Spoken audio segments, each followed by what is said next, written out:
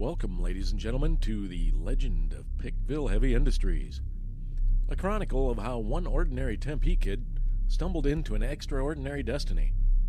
A story of desert submarines, time-bent encounters, improbable mentors, and the strange, stubborn belief that the universe sometimes taps you on the shoulder long before you know why. These are the memories, misfires, and miracles that built PHI, told one episode at a time, straight from the source. If you know, you know. And if you don't, well, you're about to. Previously on the legend of PikVille Heavy Industries, loss and recovery reshaped the mission as the early 2000s tested everything: body, spirit, and direction. A month in New Hampshire opened unexpected doors. New skills followed back home. Meeting my partner in 2008 brought light back into the timeline, even as the real work stayed hidden. The recession forced me into the parks department.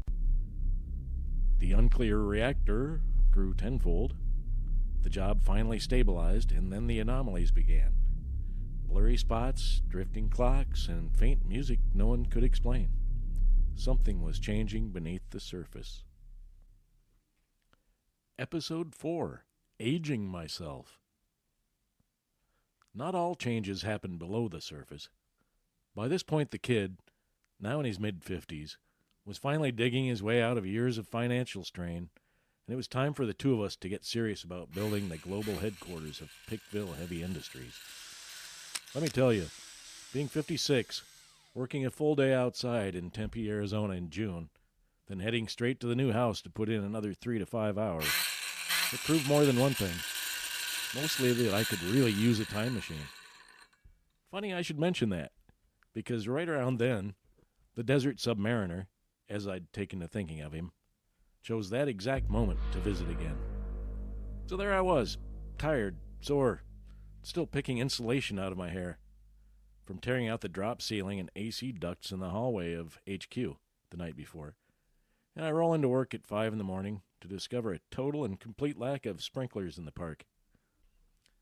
Off to the pump station I go, squinting at an almost but not quite totally illegible screen, trying to coax error codes out of it. With my back to the gate, it now seems inevitable that I'd scream a little when someone tapped me on the shoulder. And of course it was him, the desert submariner. "Hi, boss," he said, without even the hint of a chuckle as I shook my trouser leg. His face softened.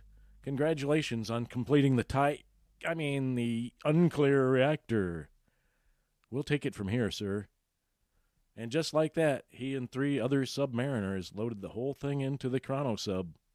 They saluted, turned, and slipped back into the murky depths of Kiwanis Lake, leaving the surface as still as if nothing had happened at all.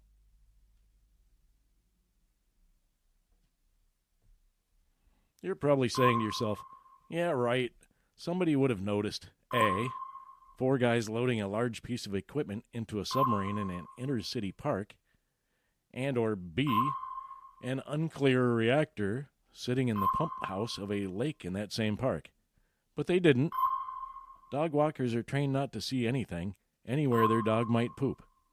And as for the pump station, it was unlikely anyone but me would ever go in there.